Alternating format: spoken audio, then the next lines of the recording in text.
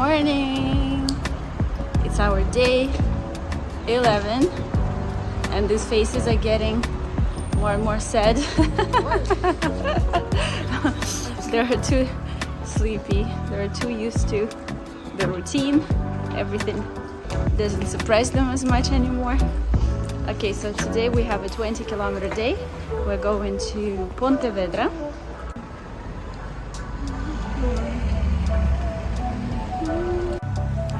Ivan this morning was like, the bag is so heavy on my shoulders, and we had to readjust it just because we added 3 bananas in the bag.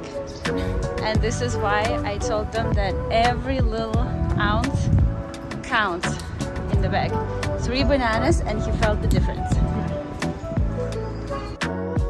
What are you saying, Bogdan? You were tired? When we woke you up, you just wanted to go back to bed? Yeah, it's super early. And Ivan wakes up before the alarm. Or with the alarm. He's the alarm. He makes sure I have the alarm.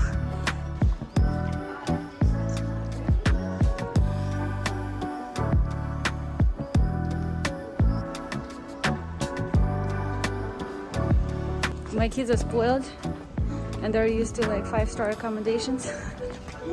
Kind of. They're very experienced travelers. They've seen a lot, and so sleeping in hostels for them was like, but it's not that bad. Except only to this private trip.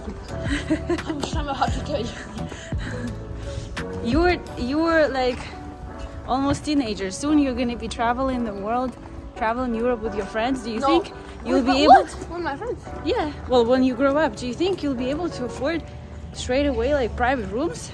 You're gonna be sleeping in dorms, No. like everybody else does. I'm gonna be traveling with my football team. Yeah.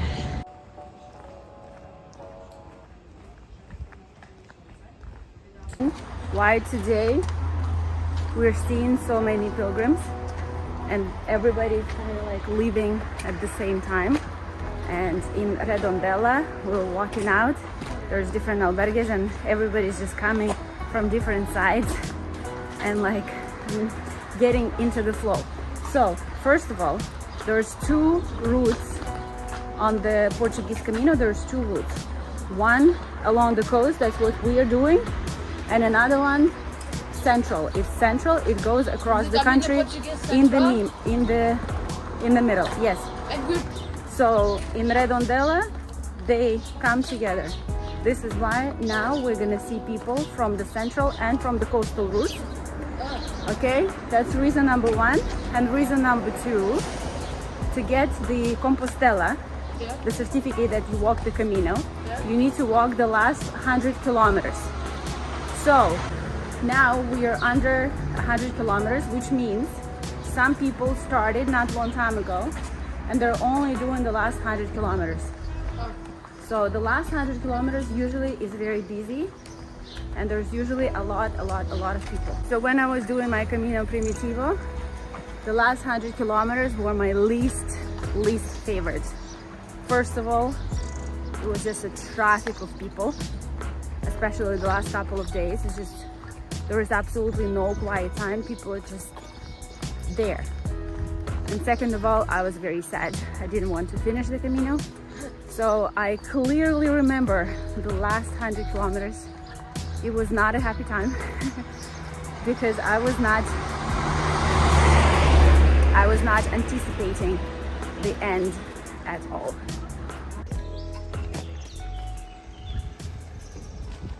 You do the Camino the way you want to do it. There is absolutely no right or wrong, and you should not be discouraged not to do it.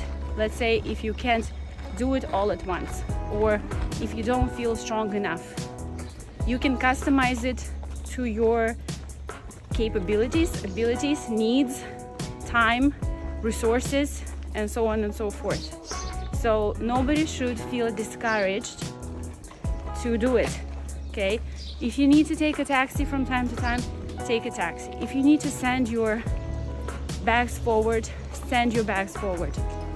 On my first Camino, I was a little bit judgy I admit, of those people who stay in like hotels and send their bags forward, because like what is the point of doing the Camino then, I was saying. But you know, it's really difficult and we're all different. We have different limits, different limitations, different fears, different levels of courage and motivation and so on. And most importantly, that you do it. And that's it. And how you do it, that's your business. This is my Camino lesson. Accept,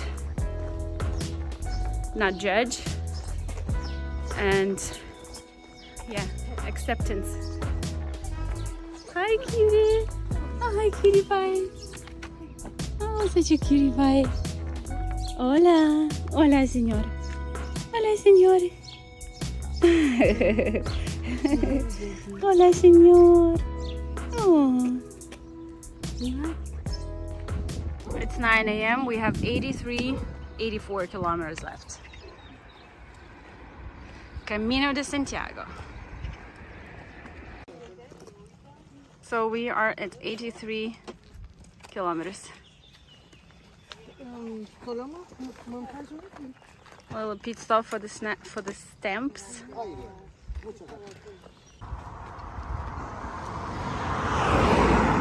The least fun part, walking along the road with huge trucks passing by. That's not safe. It's 10 a.m. We're doing a little pit stop, my first coffee of the day, and the kids are getting their own coffees. Don't worry, it's a cappuccino with more milk than coffee. How did you like your first coffee?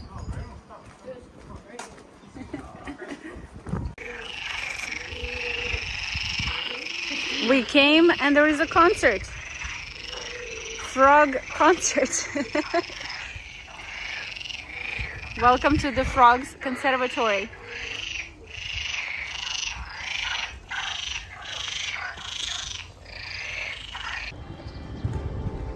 On the first days we did not see pilgrims. Yes, sometimes from time to time, but now obviously we're always walking with pilgrims. There's always somebody.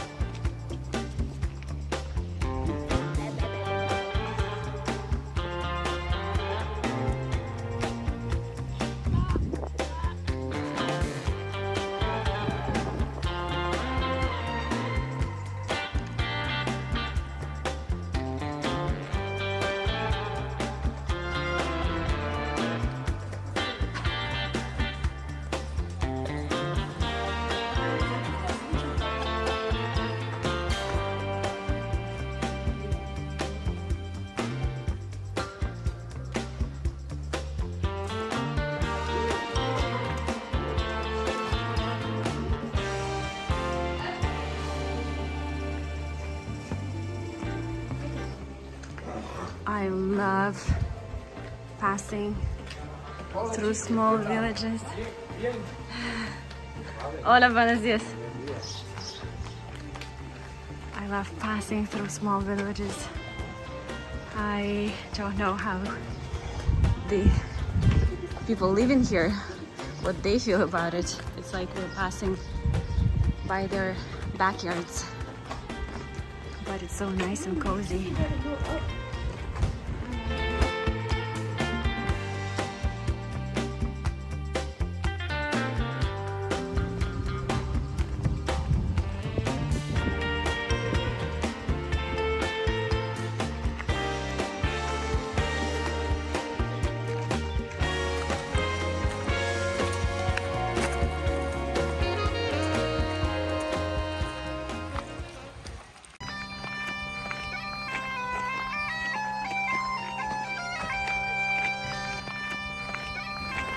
We're at 76.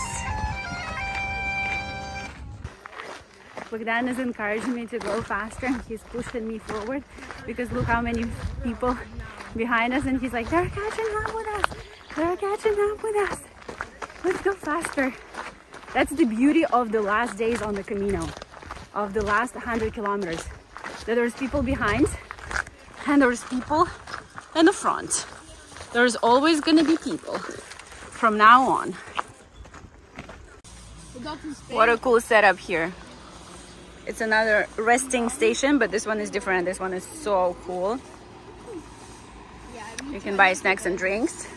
I love the dogs in Spain. Yeah, and the dogs are entertaining. The dogs are entertaining. Oh, this is your son. Gun, it's not you. It's like a whole team. They're using the auto.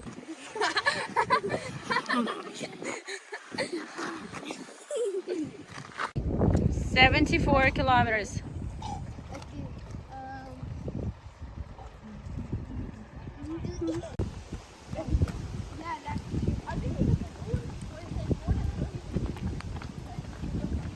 We just passed by a creepy house. Well, it's not a house, it's like an abandoned house with blocked windows, 2 guard dogs, gates saying don't come in, and a white truck with a very creepy man coming in. And my kids are creeped out right now. We're taking a complementario route and it totally looks like a magical forest. It looks magical. Okay, so what I'm missing on Camino Portugues is the sense of the community. So basically on other caminos that I've done, on the Norte and Primitivo, a lot of albergues, they would offer a communal dinner. So you pay a certain amount and then you all sit down at a big table and you have dinner together. But on Camino Portugues, on Portuguese Camino, that doesn't exist. I mean, I haven't seen it once. Maybe there is some on the central route, but on the coastal, I haven't seen one single albergue offering it. And this is basically, that's when you meet people, you talk to people, you get the sense of community. That's when you share, and that's where magic happens. Here, I'm really liking this. I'm really missing this. Yes, there was. In the first day at Porto, like when at the breakfast. Yes, but I mean, it's true. Yes, in the hostel in Porto, but it's not the same. It's breakfast, and everybody was having breakfast at different times. Usually the communal dinner, let's say it happens at 8. Everybody sits down at the same time and eats at the same time. So that's the point. And my dream is to one day open an albergue. And I would totally see myself doing it on the Portuguese Camino. There were some nice areas where I would totally do it. And if I ever do it, I would do it with the dinner, because I want people to meet each other and make Camino families and make friends, get to know each other. I would totally do it.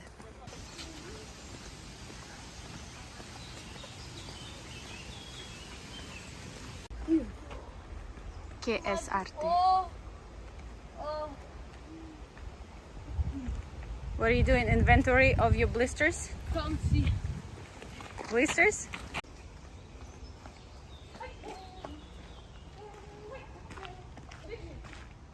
Okay, we have arrived in Pontevedra.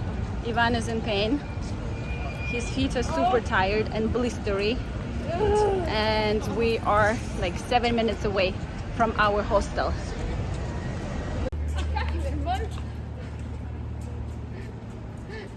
I'm gonna cry. I'm joining.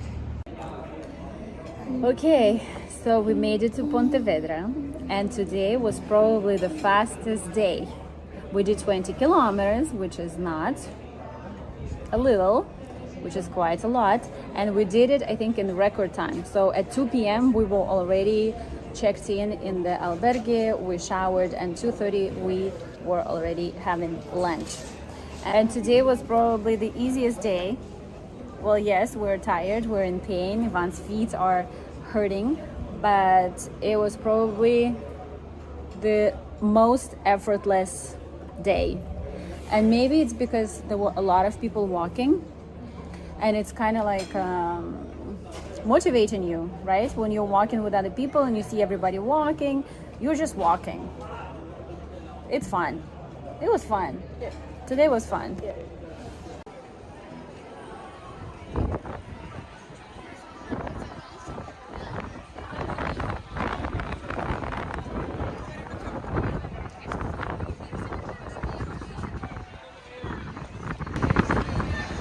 What is happening in Pontevedra on Thursday? Why there's so many people?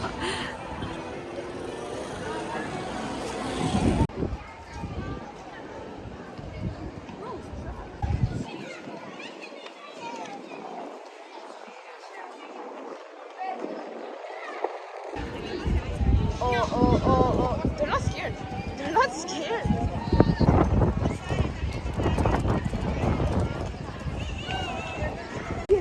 Guys, the blue is not that good. Guys, why is the sponsor here?